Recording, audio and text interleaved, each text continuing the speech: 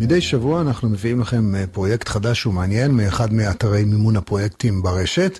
הבוקר נדבר עם סמי שלום שטרית, משורר, מורה, פעיל חברתי וחברו של אלי חמו, שבמשך 30 שנה תיעד במאות שעות צילום מאבקים חברתיים בישראל.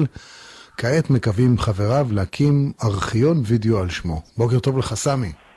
בוקר טוב. אז ספר לנו בבקשה בבוקר זה על פועלו של אלי, ומאיפה הרעיון להקים ארכיון על שמו בעצם. קודם כל ספר על אלי קצת. ירושלמי שעבר קטמונים, גדל בירושלים, גדל כנער לתוך הפנתרים השחורים ותנועת האוהלים, ומאז בעצם הוא לא יצא מתוך הלופ של המאבקים החברתיים, המזרחיים, ובשלב מסוים הוא גם נטל מצלמה לידיים. הוא היה צלם, והוא עשה את הסרט הפנתרים השחורים מדברים יחד איתי, והוא היה עורך מכונן, והוא עצמו היה ארכיון בעצם. אז הוא היה מין אספן של אינפורמציה, אספן כפייתי כזה? לא כפייתי, דינמי. זה היה לו חלום באמת להקים ארכיון כזה. אחר כך, אחרי שהאינטרנט נכנס לזירה. והרעיון שלנו הוא להקים ארכיון לא רק של אלי חמו, הוא איש שלנו כ1,000 שעות של חומר וידאו, שזה מטורף, וזה רוב המקרים, 90%, אף צלם לא היה שם. כל מיני דברים, כל תנועה, כל ארגון, כל עצרת, כל הפגנה, כל איזה כנס חשוב, כל עניין חברתי, מזרחי, ואומנות ומוזיקה וכן הלאה. אנחנו רוצים להתחיל עם זה, זה היה רצונו, להתחיל עם הבסיס הזה, לכן אנחנו קוראים לזה ארכיון המאבקים החברתיים, המאבק החברתי, כדי בעצם להזמין עוד ועוד אנשים שהמטרה היא לשים את החומר אונליין, לקטלג אותו, ושיהיה זמין חינם לכולם, ליוצרי סרטים, לחוקרים, סתם מי שרוצה להתבונן ולהציץ לתוך ההיסטוריה. כשאוספים כספים לפרויקטים כאלה, זמרים, כאלה שמפיקים סרטים, אז הם מבטיחים משהו למי שיעזור להם. אתם גם נותנים איזושהי תמורה, או שזה בעצם תרומה ללא תמורה?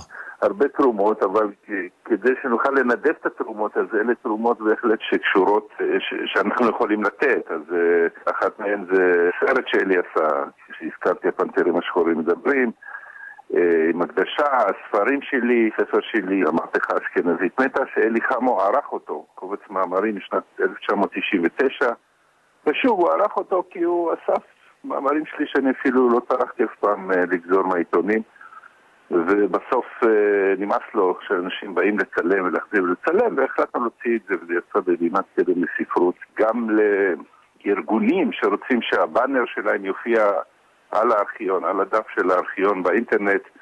אנחנו נעשה דיסק, הרד דיסק בעצם, עם נבחר ענק של חומרים מתוך הארכיון. המדינה לא עוזרת לכם בשום דבר?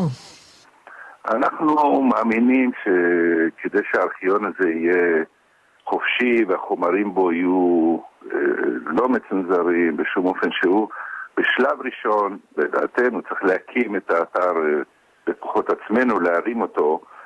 כמובן, אחר כך יהיה עניין של תחזוקה, אבל אנחנו כן חושבים לפנות בשלב המאוחר יותר לקרנות פרטיות עד כמה שאפשר, וכמה שפחות רחוק מעינה הכוחה של המדינה, כי אנחנו רוצים להתעסק בשאלות של למה זה ולמה זה לא, וזה כן, וכן הלאה. יפה. אלא שזה יהיה חופשי לחלוטין.